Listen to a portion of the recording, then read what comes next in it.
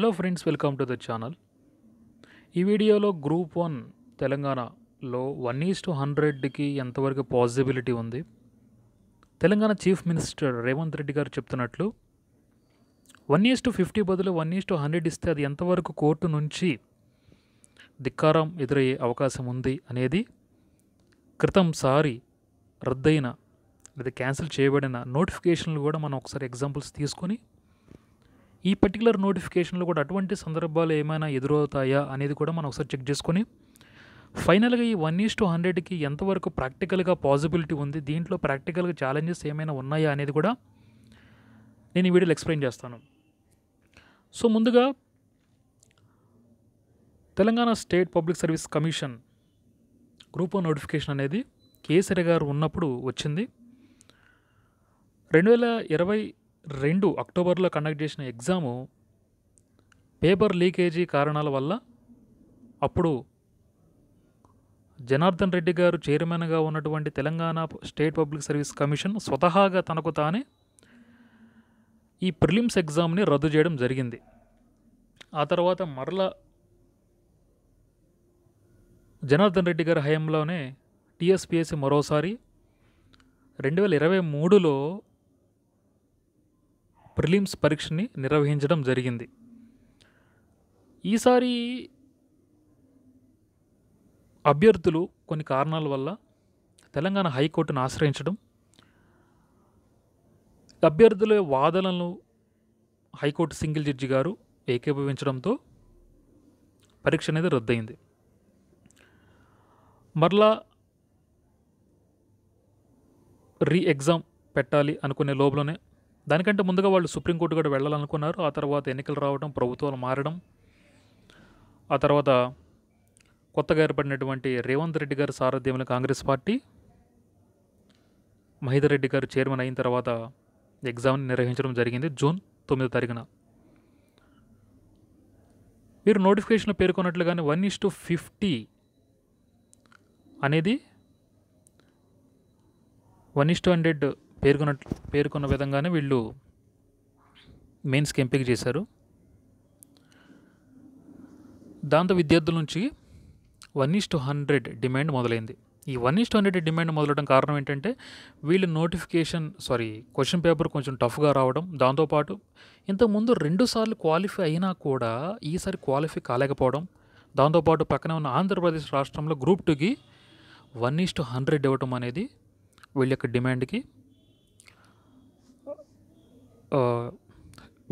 Demand అనేది ఏర్పడింది అనమాట బలంగా. సో మనం దీనికంటే ఇంతకుముందు కోర్టులు క్యాన్సిల్ చేసినటువంటి గ్రూప్ 1 నోటిఫికేషన్ సందర్భాలు ఒకసారి మనం చూద్దాం. 2011లో ఉమ్మడి రాష్ట్రంలో కిరణ్ కుమార్ రెడ్డి గారు సీఎంగా ఉన్నప్పుడు ఒక నోటిఫికేషన్ వచ్చింది.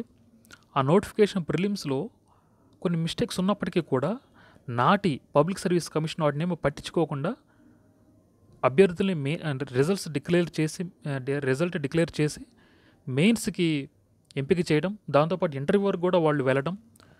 సో ఈలోపు క్యాండిడేట్స్ కొంతమంది తమకు అన్యాయం జరిగిందని చెప్పేసి తాము కరెక్ట్ పెట్టినా కూడా ఈ కీ మిస్టేక్స్ వల్ల మేము కట్ ఆఫ్ పైకి లేకపోవడం వల్ల మెయిన్స్ రాయలేకపోయామని, తమకు అన్యాయం జరిగిందని చెప్పేసి వాళ్ళు చివరి వరకు పోరాడారు. అది సుప్రీంకోర్టు వరకు వెళ్ళింది. నాడు ఆ గ్రూప్ 1 నోటిఫికేషన్ దశ ఏంటంటే ఇంటర్వ్యూ నడుస్తూ ఉన్నాయి అన్నమాట. అప్పుడు సుప్రీంకోర్టు మెయిన్స్ రిజల్ట్ని కొట్టేసి ఈ ఎర్రర్స్ ఏవైతే ఉన్నాయో వాటిని అడ్జస్ట్ చేసేసి మరలా మెయిన్స్ నిర్వహించాలని చెప్పేసి నాడు తీర్పు రావడం జరిగింది. సో ఇక్కడ ఎసెన్స్ ఏంటంటే కోర్టు కొట్టడం గల కారణం ఏంటంటే ప్రిలిమ్స్లో ఇచ్చిన ఎంసీక్యూస్ని కీలో మిస్టేక్స్ని పట్టించుకోకుండా నాటి పబ్లిక్ సర్వీస్ కమిషన్ ముందుకు వెళ్ళడం. సరే, ఇది కాసేపు పక్కన పెడితే రీసెంట్గా మన కళ్ళ ముందు జరిగినటువంటి ఇంకొక ఎగ్జాంపుల్ ఏంటంటే Telangana public service commission group 1 ప్రిలిమ్స్ని క్యాన్సిల్ చేయడం. ఇక్కడ ఏమైందంటే కోర్టు కొట్టడానికి రీజన్ ఏంటంటే నోటిఫికేషన్లో ఇచ్చిన కండిషన్స్ని పబ్లిక్ సర్వీస్ కమిషన్ పాటించకపోవడం. ఆ కండిషన్ ఏంటంటే వీళ్ళు నోటిఫికేషన్లో బయోమెట్రిక్ని పాటిస్తామని చెప్పేసి చెప్పడం జరిగింది. కానీ ప్రాక్టికల్గా రెండోసారి పెట్టినప్పుడు అది పబ్లిక్ సర్వీస్ కమిషన్ పాటించలేదు బయోమెట్రిక్ విధానాన్ని. కోర్టు ప్రశ్నించింది. వీళ్ళు రకరకాల కారణాలు చెప్పారు. ఆ కారణాలు ఏంటంటే మాకు బయోమెట్రిక్ అంటే అవి ప్రాక్టికల్గా పాసిబుల్ కాలేదనో లేకపోతే నెంబర్ ఆఫ్ లేవనో మొత్తానికైతే కొన్ని ప్రాక్టికల్ రీజన్ వల్ల మేము పెట్టలేకపోయామని చెప్పేసి చెప్పడం జరిగింది. కానీ కోర్టు ఏం ప్రశ్నించిందంటే మీరు మొదటిసారి పెట్టినప్పుడు పాటించింది ఇప్పుడు అది ఎలా ఇబ్బందిగా మారిందని చెప్పేసి క్వశ్చన్ చేసింది. దాంతోపాటు ఇక్కడ సుప్రీంకోర్టుకు సంబంధించిన ఒకటి కేసులను కూడా వీళ్ళు ఉటంకించడం జరిగింది జడ్జి గారు. అదేంటంటే టీఎన్పిఎస్సి వర్సెస్ హేమలత కేసు అని మనకి తమిళనాడు సంబంధించిన కేసు అనమాట ఇది. ఈ కేసు ఎసెన్స్ ఏంటంటే నేను ఒక మాటలు చెప్తాను. అదేంటంటే ఒక నోటిఫికేషన్ ఇచ్చిన కండిషన్స్కి అభ్యర్థి ఎంతవరకు బైండ్ అవ్వాలో అదేవిధంగా పబ్లిక్ సర్వీస్ని కూడా ఆ కండిషన్స్ని ఫాలో అవ్వాల్సిన బాధ్యత కూడా అంతే ఉంటుందని చెప్పేసి. సో ఇక్కడ కండిషన్ ఏంటంటే వీళ్ళు పబ్లిక్ సర్వీస్ కమిషన్ ఇచ్చిన నోటిఫికేషన్లో ఇచ్చిన కండిషన్ ఏంటంటే బయోమెట్రిక్ మేము పాటిస్తామని చెప్పేసి చెప్పారు. కానీ వీళ్ళు పాటించలేదు. కాబట్టి నోటిఫికేషన్లు ఇచ్చిన కండిషన్స్ వీళ్ళు వైలేట్ చేశారు. కాబట్టి తెలంగాణ గ్రూప్ 1 రెండోసారి జరిగిన పరీక్షని హైకోర్టు రద్దు చేయడం జరిగింది. అది ఇక్కడ ఎసెన్స్ ఏంటి? నోటిఫికేషన్ ఇచ్చిన కండిషన్స్ని అభ్యర్థులు ఎలా అయితే పాటించాలో సేమ్ రెస్పాన్సిబిలిటీ బాధ్యత పబ్లిక్ సర్వీస్ కమిషన్ మీద కూడా ఉంటుంది. అదేవిధంగా సరే ఇది కాసేపు పక్కన పెట్టి రీసెంట్గా ఆంధ్రాకు సంబంధించిన కేసులో చూద్దాం. ఆంధ్రాలో ఏమైందంటే 2018లో చంద్రబాబు నాయుడు గారు ఉన్నప్పుడు నోటిఫికేషన్ వచ్చింది. ఆ తర్వాత ప్రభుత్వం మారిపోయింది. తర్వాత జగన్మోహన్ రెడ్డి గారి హయాంలో ఉన్నప్పుడే ప్రిలిమ్స్ జరిగింది. దాని తర్వాత కరోనా వల్ల కొంచెం డిలే అయిన తర్వాత కొంత డిలే అయినప్పటికి కూడా ఎగ్జామ్స్ అయితే జరిగినాయి. మెయిన్స్ బాగానే రాశారు అందరూ. రిజల్ట్ కోసం వెయిట్ చేస్తూ ఉన్నారు. అప్పుడు ఏమైందంటే వాళ్ళు డిజిటల్ ఎవాల్యుయేషన్కి వెళ్ళారు పబ్లిక్ సర్వీస్ కమిషన్. కొంతమంది ఆర్టీఐకి సంబంధించిన ఫైల్ చేసేసి వాళ్ళు ఆన్సర్ కాపీస్ తెప్పించుకొని చూసినప్పుడు వాళ్ళకి సందేహాలు వస్తే అప్పుడు వాళ్ళు కోర్టుకు వెళ్తే ఈ విషయం బయటకు వచ్చింది, డిజిటల్ ఎవాల్యుయేషన్ చేశారని. కానీ కోర్టు ఒప్పుకోలేదు, మరలా మాన్యువల్ ఎవాల్యుయేషన్ చేయాలని చెప్పి చెప్పడం జరిగింది. ఇక్కడ కోర్టు ఎందుకు కొట్టేసిందంటే మొదటిసారి ఇచ్చిన మెయిన్స్ రిజల్ట్ని నోటిఫికేషన్లో ఒక చెప్పని అంశాన్ని మీరు పాటించారు, అది డిజిటల్ ఎవాల్యుయేషన్. డిజిటల్ ఎవాల్యుయేషన్ ముందే చెప్పుంటే అభ్యర్థులు తదనుగుణంగా ప్రిపేర్ అవుతారు. మీరు ఒక చెప్పని అంశాన్ని మీరు ప్రయోగంగా చేశారు కాబట్టి మీరు నోటిఫికేషన్ చెప్పని పనిని మీరు చేశారు కాబట్టి నేను ఈ రిజల్ట్ని ఒప్పుకోనని చెప్పేసి మెయిన్స్ రిజల్ట్ని కూడా కొట్టేయడం జరిగింది. సో ఇక్కడ ఎసెన్స్ ఏంటంటే నోటిఫికేషన్లో చెప్పని పని మీరు చేశారు కాబట్టి నేను కొట్టేస్తున్నానని చెప్పేసి కోర్టు ఆ రిజల్ట్ని కొట్టేసింది. ఓకే, సో ఇక్కడ మీరు ఎసెన్స్ అంతా గమనిస్తే నోటిఫికేషన్లో చెప్పిన అంశాన్ని చేయకపోయినా చెప్పని అంశాన్ని చేసిన, ఇంకా క్లుప్తంగా చెప్పాలంటే మీరు నోటిఫికేషన్ని లైన్ కొంచెం దాటినా సరే నేను కొట్టేస్తాను అనేది కోర్టు సారాంశం. సో రీసెంట్గా రేవంత్ రెడ్డి గారు చెప్పింది కూడా ఇదే. నోటిఫికేషన్ ఆల్రెడీ 50 టైమ్స్ అని ఉంది. సో నేను ఇప్పుడు 100 తీస్తే వెంటనే ఈ అభ్యర్థులు లేకపోతే అపోజిషన్ పార్టీస్ మొత్తానికైతే కోర్టుకు వెళ్తారు, కోర్టు వెంటనే కొట్టేస్తుంది. ఎందుకంటే లాస్ట్ టైం బయోమెట్రిక్ పెడతామని పెట్టలేదనే కోర్టు కొట్టేస్తుంది కాబట్టి ఇప్పుడు సేమ్ రిపీట్ అవుతుంది అని అంటున్నారు. సార్ మీరు ఒకసారి గమనించండి, ఇక్కడ 50 అనేది అసలు ఎవరిచ్చారు? 50 అనేది ఎవరిచ్చారండి? మీరు ఇచ్చిన జియో ప్రకారం టీఎస్పీఎస్సీ నడుచుకుంటుంది రిక్రూట్మెంట్ ప్రాసెస్లో. సో ఇక్కడ ఈ 50 టైమ్స్ని అమెండ్ చేసి వెళ్ళొచ్చు కదా. 50ను 100 చేసి ఆ 100 రిజల్ట్ తీస్తే సరిపోతుంది కదా. అప్పుడు ఇది వయోలేషన్ కిందకి రాదు కదా. ఓకే, ఇక్కడ ఒకసారి అందరూ 18 పేరా అని చెప్పేసి మనం చూస్తూ ఉంటాం కదా. ఈ 18వ పేరా కూడా చూద్దాం. ఈ 18వ పేరా ఏమంటుందంటే కమిషన్ డెసిషన్ ఈజ్ ఫైనల్ అంటుంది. The decision of the commission in all aspects and in all respects, application and its acceptance rejection తదితర వివరాలన్నీ కూడా ఇది ఫైనల్ అని అంటుంది. ఓకే, సరే కొంతమంది వాదన ఏంటంటే ఈ డెసిషన్, ఈ ఫైనల్, ఈ 18వ పేరా అనేది ఈ రేషియోకి సంబంధించింది కాదు అంటున్నారు. అంతెందుకండి, ప్రభుత్వం జీవో ఇవ్వడానికి ఎంతసేపు పడుతుంది? ఒక 10 సెకండ్స్ అది టైప్ చేసి సంతకం పెట్టి ఇచ్చేస్తే దెన్ 1:100 ఇవ్వడానికి మార్గం సుగమం అవుతుంది. అది చేంజెస్ చేసే అవకాశం కూడా కమిషన్కి ఉంది కదా. లాస్ట్ టైం బయోమెట్రిక్ గురించి కోర్టు ఏమన్నదంటే ఇంకో విషయం చెప్పాలి. మీకు బయోమెట్రిక్ సాధ్యం కాదు అని అనుకున్నప్పుడు you can amend or you can issue addendum to the original notification అంది కోర్టు. అంటే ఏంటంటే మీరు పెట్టలేను అని తెలుసుకున్నప్పుడు మీరు ఇదే విషయాన్ని నోటిఫికేషన్లో అమెండ్ చేసి వచ్చుంటే మేము కొట్టేసేవాళ్ళం కాదు అన్నది. అంటే ఇప్పుడు ఈ 50ని ప్రభుత్వం ఒక జీవో ఇచ్చి దాన్ని 1:100 ఇవ్వచ్చు అని చెప్పేసి కమిషన్కి పవర్స్ ఇస్తే ఆ 1:50 బదులు 1:100కి సంబంధించిన అమెండ్మెంట్ నోటిఫికేషన్ చేస్తే మీరు రిజల్ట్ ఇవ్వచ్చు కదా.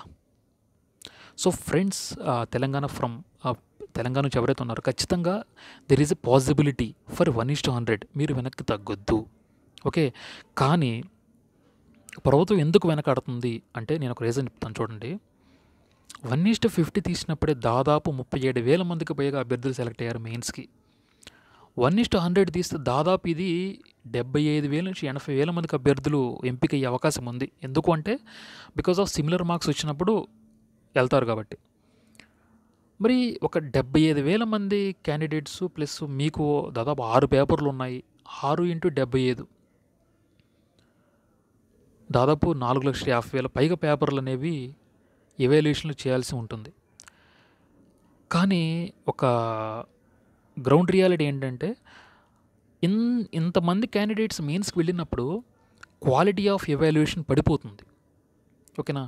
మనకి గౌతమ్ సవాంగ్ గారు కూడా చెప్పిన విషయం ఏంటంటే అక్కడ 1:100 డిమాండ్ వచ్చినప్పుడు గ్రూప్ 1లో మన దగ్గర అంతమంది ప్రొఫెసర్స్ లేరు, అంతమంది క్వాలిఫైడ్ ప్రొఫెసర్స్ లేరు. ఎందుకంటే ఇప్పుడు తెలంగాణ లెవెల్ అంటే తెలంగాణ కావచ్చు, ఆంధ్ర కావచ్చు, ఇవి స్టేట్ లెవెల్ ఎగ్జామ్స్ కాబట్టి ఇంగ్లీష్లో ఎంతమంది రాస్తారో దాన్ని సరిసమానంగా కూడా తెలుగులో రాసేవాళ్ళు ఉంటారు. సో ఆబ్వియస్లీ వీళ్ళ కోసం మన తెలుగు స్టేట్స్ నుంచే ఇవాల్యుయేటర్స్ని రప్పించుకోవాల్సి ఉంటుంది. సో ఇంత భారీ స్థాయిలో పేపర్స్ని దిద్దాల్సి వచ్చినప్పుడు అది క్వాలిటీ ఎంతవరకు ఉంటుందో కూడా అభ్యర్థులు ఆలోచించాలి. వాళ్ళు ఎలా పడితే అలా మార్క్స్ వేసేస్తే there is not even interview కూడా లేదు. సరే మంచి క్యాండిడేట్స్ని పట్టుకుందాం అంటే ఇక్కడ తెలంగాణలో ప్రాబ్లం ఏంటంటే ఎవరైతే మెయిన్స్ కొట్టేస్తారో వాళ్ళు అపాయింట్మెంట్ ఆర్డర్స్ తీసుకుని వెళ్ళిపోవడమే. సో ఇక్కడ last year group 1 toppers from Andhra Pradesh నుంచి అంటే అభ్యర్థుల నుంచి వచ్చిన ఎలిగేషన్ ఏంటంటే ఈ గ్రూప్ 1లో సెలెక్ట్ అయిన వాళ్ళందరూ కూడా ఏమేమి చెప్పారంటే కామన్గా నేను మొత్తం రాశాను, బొమ్మలు వేసాను, పేజీలు మొత్తం నింపేసి వచ్చేసాను, బాగా రాయాలి, మ్యాటర్ ఎక్కువ రాయాలి, పేజీలు నింపాలని చెప్పేసి ఎక్కువసార్లు చెప్పారు. మరి ఇది ఇంటర్మీడియట్ లాగా 10th పేపర్ లాగానో దేశం వదిలేస్తే రేపు పొద్దున వీళ్ళు ఆర్డీఓలు డిఎస్పీలు అయితే పరిస్థితి ఏంటి చెప్పండి. ఒకవైపు ఇంటర్వ్యూ లేదు, అది ప్రాబ్లం.